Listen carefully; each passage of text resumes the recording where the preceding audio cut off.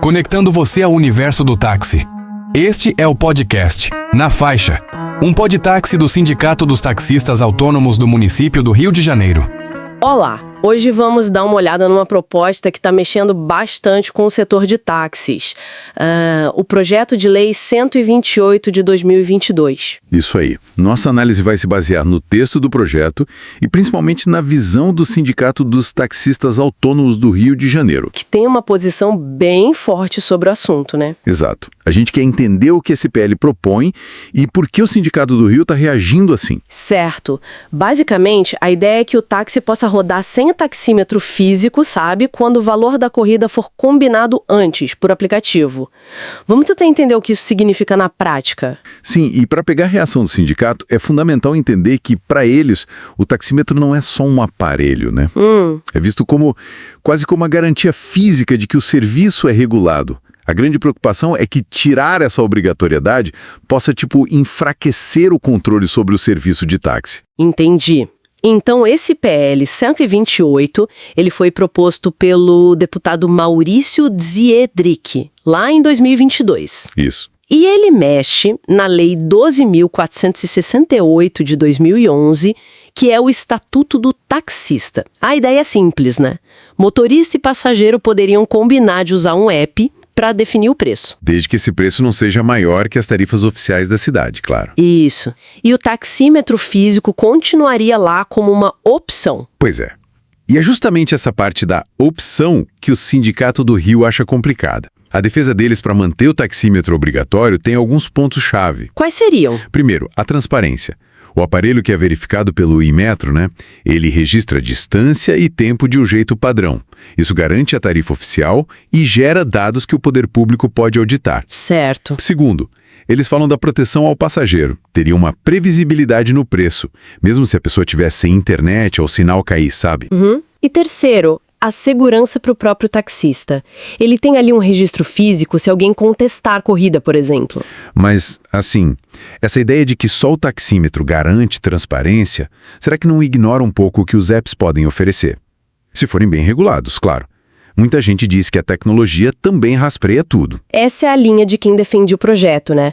Falam em modernizar, em se adaptar, só que a visão do sindicato é outra. Eles acham que não ter o taxímetro físico obrigatório abre brecha para o que eles chamam de clandestinidade do serviço regulado. Clandestinidade. Como assim? Argumentam que ficaria mais fácil negociar preço fora do padrão oficial sem um registro formal, sabe? E aí, como é que um órgão tipo SMTR do Rio vai fiscalizar direito? Entendi.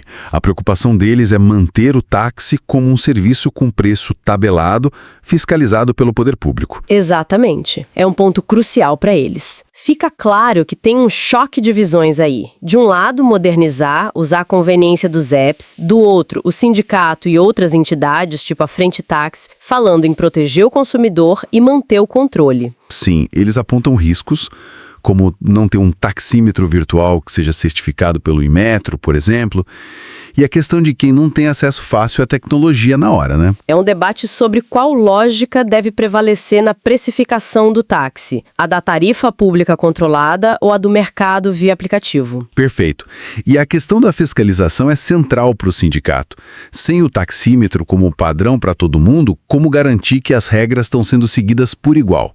O medo de precarizar, de descaracterizar o serviço. E como está a situação desse projeto agora? Tem uma informação recente, de 29 de maio de 2025, dizendo que o PL 128 ia ser votado na Comissão de Defesa do Consumidor, a CDC. Sim, no dia 28 de maio. Mas ele foi retirado de ofício, ou seja, a própria comissão decidiu adiar, sem data nova. Mas o sindicato alerta, o projeto continua vivo, tramitando. Retirar de pauta é só uma pausa, né? Não quer dizer que acabou. A mobilização contra o projeto, com o Sindicato do Rio à frente, continua forte, justamente para tentar barrar ele lá na Câmara. Bom, resumindo então, temos um projeto querendo flexibilizar a cobrança no táxi para ficar mais parecido com os apps, falando em modernidade. Certo. E do outro lado, uma oposição forte do Sindicato dos Taxistas do Rio, defendendo o taxímetro não só como aparelho, mas como ferramenta essencial para regular, para dar transparência e para proteger o caráter público do serviço. Isso. E isso tudo deixa a gente com uma reflexão, né? Se o jeito de cobrar do táxi ficar mais parecido com o dos aplicativos privados, apagando uma diferença histórica importante... Quais seriam as consequências disso? Pois é, será que isso aumentaria a pressão para que os aplicativos tivessem mais obrigações parecidas com as dos táxis em outras áreas, para nivelar por cima, digamos? Ou o contrário, né? Ou o contrário.